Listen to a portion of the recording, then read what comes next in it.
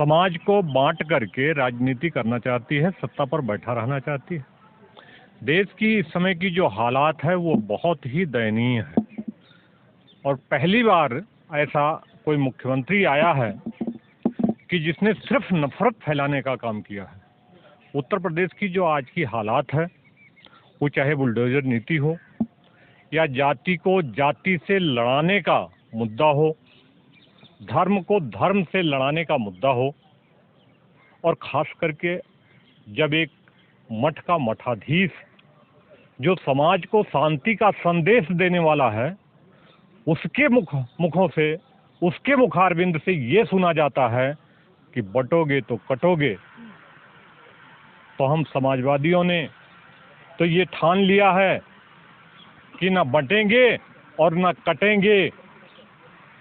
बांटने और काटने वालों को अब इस देश की राजनीति से और सत्ता से बेदखल करने का काम करेंगे।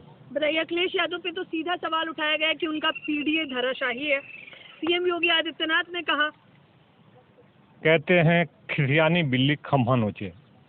योगी आदित्यनाथ जी उपचुनाव में बुरी तरह से हार रहे हैं। लोकसभा चुनाव में जो स्थिति थी कि वो 80 की 80 जीतने का संकल्पना कर रहे थे, घोषणा कर रहे थे, उसका परिणाम आप लोगों ने देखा है। आने वाले उपचुनाव में भी आपको ये दिखाई देगा योगी जी इस समय पूरी तरह से हताश और निराश हैं। इसी हताशा और निराशा का परिणाम है कि अयोध्या विधानसभा को चुनाव नहीं कराया गया। 10 सीटों पर चुनाव होने के बजाय 9 सीटों पर चुनाव कराया जा रहा है क्योंकि सरकार को हार स्पष्ट दिख रही है। 10 सीटें एक साथ कराने में जो मुख्यमंत्री कंट्रोल नहीं कर सकता है वो भला देश को कैसे कंट्रोल करेगा। उत्तर प्रदेश देश का सबसे बड़ा प्रदेश है जिसे वो कंट्रोल नहीं कर पा रहे हैं। इसका सीधा सीधा परिणाम आपके सामने है कि जो व्यक्ति 10 सीटों पे लाइन ऑर्डर कंट्रोल नहीं कर सकता, चुनाव नहीं करा सकता, वो इतने बड़े सूबे को आखिर कैसे संभालेगा। अखिलेश यादव का गुंडा राज चाहते हैं आप? अखिलेश यादव से दंगे नहीं हो पा रहे हैं अभी। बाबा के होने से बलात्कार हो रहे हैं, हर रोज हर 3 मिनट में बलात्कार हो रहे हैं। गोलियां दनादन चल रही हैं, पुलिस चला रही है। पहले जो है माफिया और बदमाश गोलियां चलाते थे, अब बाबा के वर्दीधारी गुंडे गोलियां चला रहे हैं। ये जग जाहिर है और पूरी दुनिया इसको देख रही है। बाबा के होने से मुसलमान काबू में है। बाबा के होने से मुसलमान काबू में नहीं है, मुसलमान संयम बरत रहा है। चूड़ी टाइट कर रखी है, बताइए। चूड़ी तो हाई नहीं, बाबा ने आज तक चूड़ी पहनी नहीं तो टाइट कहाँ से करेंगे। बाबा को चूड़ी पहनना चाहिए। मुसलमानों की चूड़ियां टाइट कर रखी हैं, कह रहे हैं। मुसलमान किसने चूड़ी पहनी है? किसी मुसलमान को देखा चूड़ी पहन करके? शिमला से भी ठंडा बना दिया है उत्तर प्रदेश को। बाबा का खुद का शिमला बना पड़ा हुआ है। अरे बहराइच में दंगे उसको बोलो। बाबा खुद शिमला बना पड़ा हुआ है।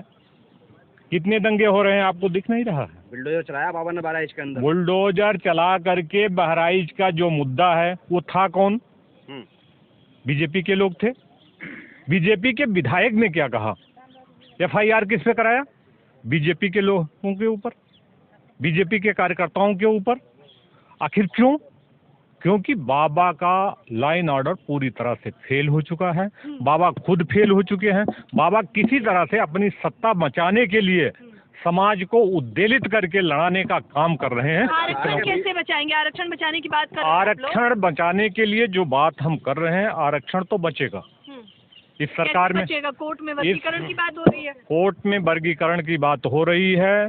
आगे जो टाइम है वो जातीय जनगणना को लेकर के हम लोग सड़क पे उतरने का काम करेंगे।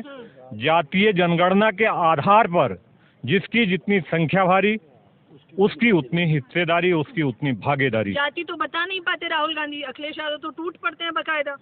जाति जो है राहुल गांधी नहीं बता पाए तो ये बताइए कि जाति पूछने का जो अधिकार है वो सदन में किसको है और पूछने का अधिकार किसने दे दिया? क्या संविधान में व्यवस्था है ये?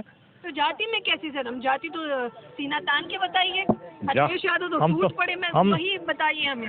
अखिलेश यादव जी ने जो अभद्रता भाजपा ने की है, जो भाजपा के नेताओं ने जो अभद्रता की है पार्लियामेंट के अंदर, सदन में जहां ये कहा जाता है कि सदन की मर्यादा भंग नहीं होनी चाहिए, पूरी दुनिया की निगाह आपकी पार्लियामेंट पे होती है, पूरी दुनिया के लोग आपके पार्लियामेंट के डिबेट को देखते हैं, और वहां भाजपा के लोग जिस तरह से अमर्यादा होकर के रमेश बिधूड़ी हो गए, बाकी और लोग हो गए, दुनिया भर की चीजें हैं। जब देश का प्रधानमंत्री सीना ठोक करके ये कहता है एक अकेला सब पर भाई, आज तक किसी प्रधानमंत्री ने इस तरह की भाषा बोली है? विपक्ष तो रोटी बेटी छीन लेगा, बताइए, चाहते हैं रोटी और बेटियां छीन चाहिए। बीजेपी के लोग ऊपर से नीचे तक भ्रष्टाचारियों को इकट्ठा कर लिए, बीजेपी के जो लोग उनको शर्ट लगा दिए। आज बीजेपी के अंदर पूरे भारत के बलात्कारी, भ्रष्टाचारी, घोटालेबाज हैं। जिस दिन एक दो बिखरे पूरा भाजपा खत्म हो जाएगी जनता पार्टी की तरह से, क्योंकि बीजेपी के लोग तो बीजेपी में है ही नहीं। कह रहे सबसे ज्यादा जातिवाद तो अखिलेश यादव ने किया, जड़ से झूठ। बीजेपी के अंदर जातिवाद भरा हुआ है। अखिलेश यादव जैसे पढ़ा लिखा नेता बीजेपी में एक भी नहीं है। बताइए, केवल यादव और मुसलमानों की दबदबा चलता था, उसके बाद दलितों को तो दबाया जाता था अखिलेश यादव के राज में। बेटा, मैं गोरखपुर सदर क्षेत्र से हैं। जब से जोगी जी आए हैं, अहंकारी भाषा, जातिवादी भाषा बोल रहे हैं। उनके अंदर सामाजिक स्तर का कोई जानकारी नहीं है। वह पढ़ते समय भाग्य के तेज थे कि उनको महंत की जगह मिल गई। और क्या जातिवाद किया, चलिए बताइए, समझाइए। वह आज कब अखिलेश यादव ने कहा जाता है कि जब भी जातिवाद किया है, योगी ने जातिवाद कब किया है? जोगी जब से चुनाव मैदान में आए तब से जातिवाद करते हैं। जनेश्वर मिश्र जी उनके दादा के उम्र के थे और उनसे कहते थे कहो जनेश्वर कैसे हो। क्या ये भाषा है? जोगी जी केवल राजनाथ सिंह से हाथ मिलाते हैं क्योंकि राजपूत हैं, और जोगी जी राजपूत थे। पंडितों को टारगेट किया जा रहा है। बहराइच में क्या हुआ? मिश्रा की मौत हो गई। ब्राह्मण को, अहिर को, मुसलमान को, दलितों को, विपक्ष के लोगों को टारगेट किया जा रहा है। आखिर कुलदीप सिंह सेंगर को घर क्यों नहीं गिराया गया? मुद्दा बहुत पुराना हो गया। जो मोदी जी के बीएचओ में एक लड़की को 3 लड़कों ने छेड़ा, जेल गए, छोड़ करके गुजरात दे दिए प्रचार के लिए, तो पहले उनका घर क्यों नहीं गिराया गया? चुनाव हो जाने दीजिए। उनका घर क्यों नहीं गिराया गया? जो किसानों के ऊपर गाड़ी चलाया, आज जो मंत्री बना बैठा है उसका लड़का क्या खुदा के घर से आया था? उसका घर क्यों नहीं गिराया गया? आज भेदभाव, जातिवाद जैसे मोदी जी करते हैं वैसे जोगी जी करते हैं।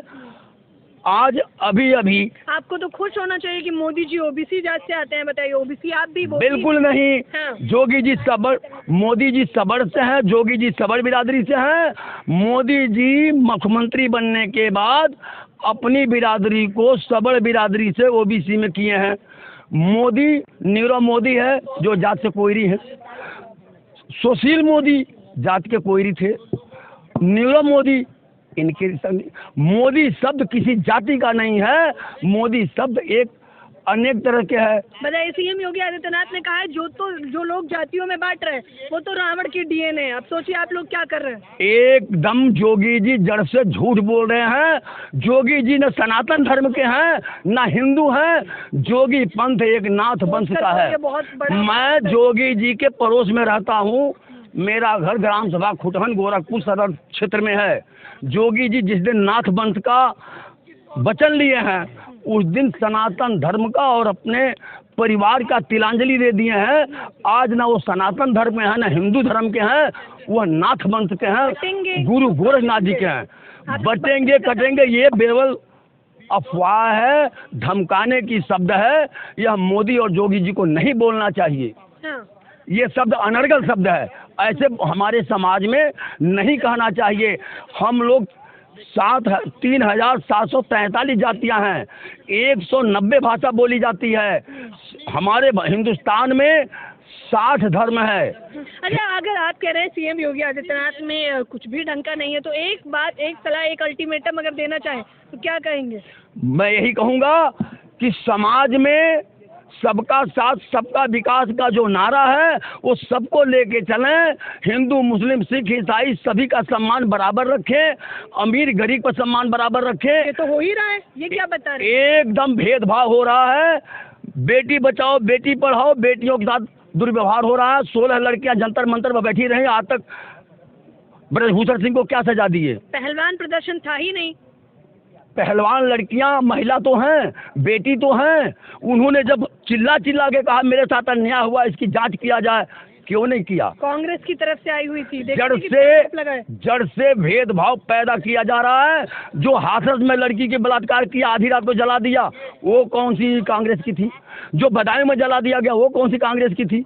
जो बीएचओ में छेड़ा गया और लड़कों को भेज दिया गया गुजरात प्रचार करने के लिए, बीजेपी के वो आईटी सेल के नेता थे, वो कौन सा था? थी ना लड़कियां।